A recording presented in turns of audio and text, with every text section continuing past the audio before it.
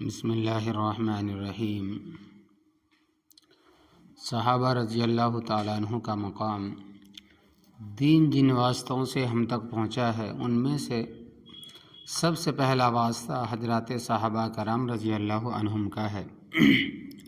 یہ صحابہ اللہ تبارک و تعالیٰ کے وہ منتخب بندے ہیں جن کو خدا نے اپنے رسول مقبول صلی اللہ علیہ وسلم کی صحبت اور رفاقت کے لیے منتخب کیا ہے، چنا ہے۔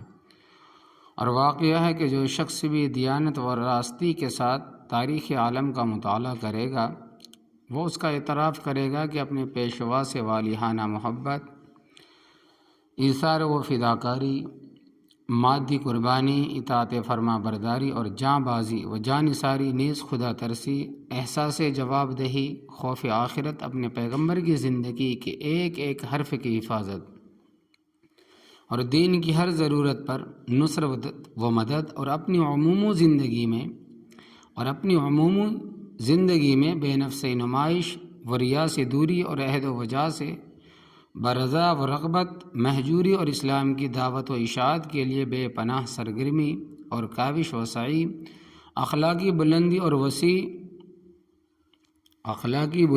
وسیع القلبی زبان و دل کی رفاقت، نفاق و ظاہر داری سے اجتناب وغیرہ اوصاف میں پیغمبر اسلام صلی اللہ علیہ وسلم کے صحابہ کی کوئی نظیر و مثال نہیں ملتی، رضی اللہ تعالی عنہم و رضوا عنہ۔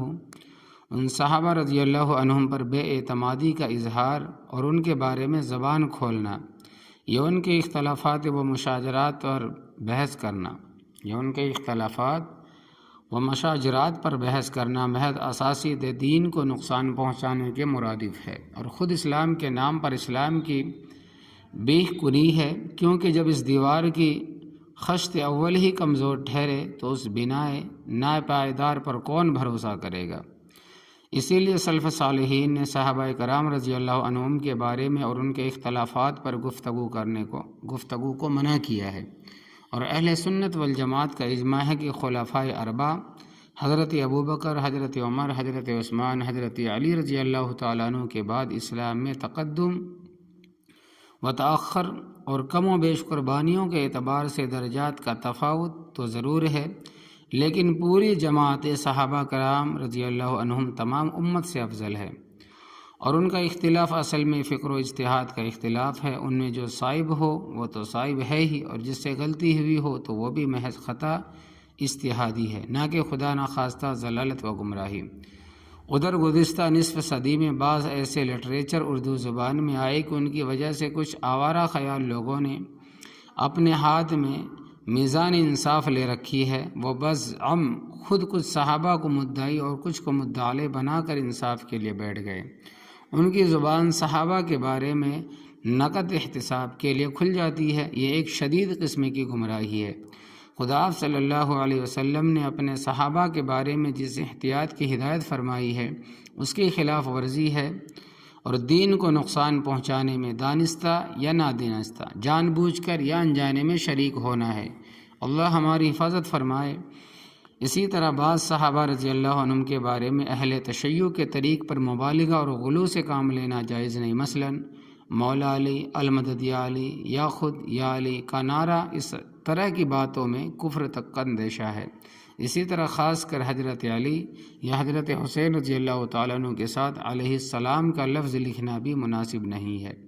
خود امام اعظم ابو حنیفہ رحمۃ اللہ علیہ سے اس کی ممانعت منقول ہے۔ انکار حدیث ہمارے زمانے کے فتنوں میں ایک بڑا فتنہ انکار حدیث بھی ہے۔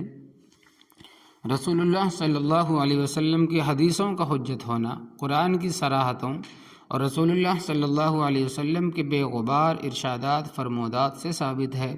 کسی حدیث کے سند یا متن میں ضعف کی وجہ سے حضور اقدس صلی اللہ علیہ وسلم کی طرف سے اس کو نسبت کو صحیح نہیں ماننا، یا مختلف معانی کے احتمال پائے جانے کی صورت میں کسی خاص قرینے کی بنا پر ظاہری معنی سے انحراف کرنا، توجہ و تعویل کی راہ اختیار کرنا اور بات ہے، اور یہ عہد صحابہ کرام رضی اللہ عنہم سے جاری و ساری ہے۔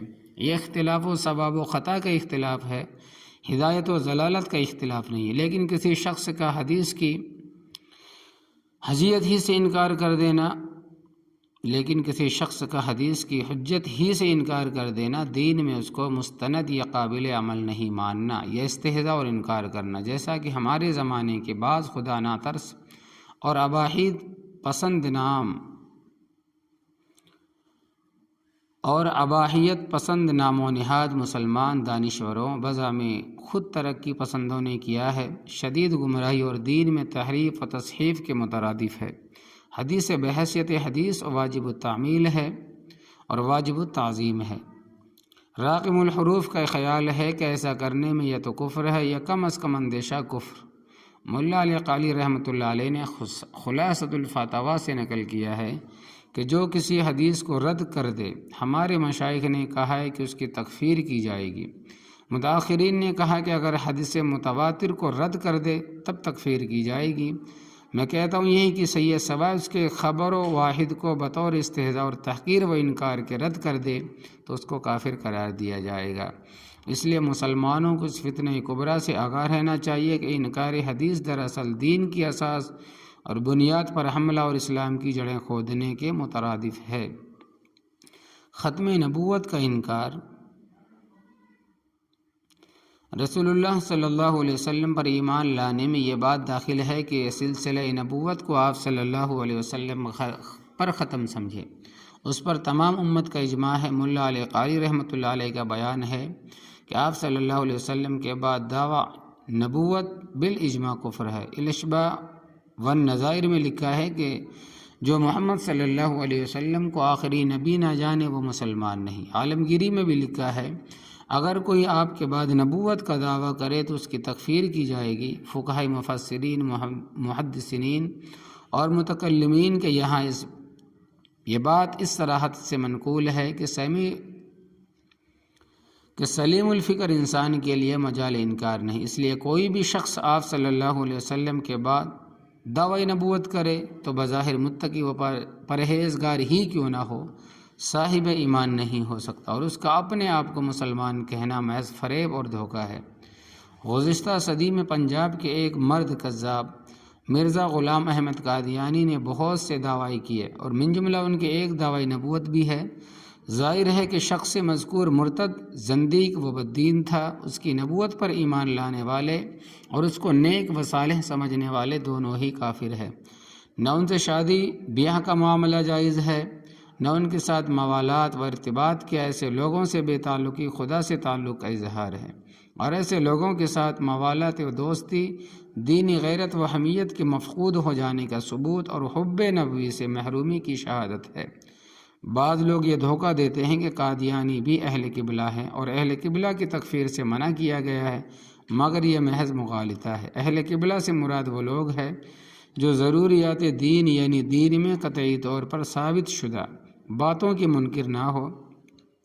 ملا علی قاری کا بیان ہے کہ اہل قبلہ سے وہ لوگ مراد ہے جو ضروریات دین سے متفق ہو۔ اہل سنت کے نزدیک اہل قبلہ میں سے کسی کی تکفیر نہ کرنے سے مراد کہ اس وقت تک تکفیر نہیں کی جائے گی جب تک کفر کی علامات اور نشانیاں نہ پائی جائیں۔